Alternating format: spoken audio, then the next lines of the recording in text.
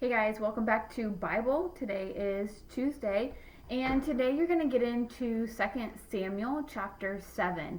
And this chapter I think is really cool because what we see is David feels like he wants to build a temple for the Lord because God's Spirit is dwelling in the Ark of the Covenant, which is essentially kind of like a giant tent. And David feels like he's living in a home, and so why would the Lord dwell in a tent?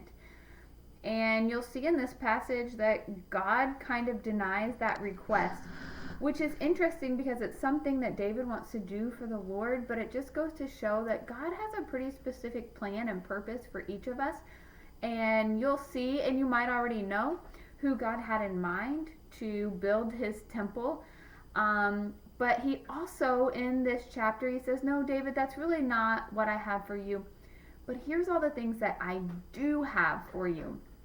And he makes this pretty long list in this chapter of promises to David. And so thinking about in our lives as believers, there are times when God tells us no, even though we have these great, huge intentions and we want to do things for the Lord or we want to do something good.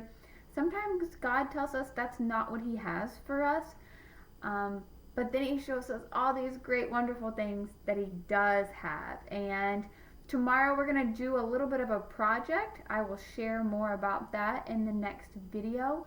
But in that project, I really want you thinking about things that God promises us. And when times get tough, I want you to hold on to those promises. Use them as prayers to the Lord just to help you in a difficult time.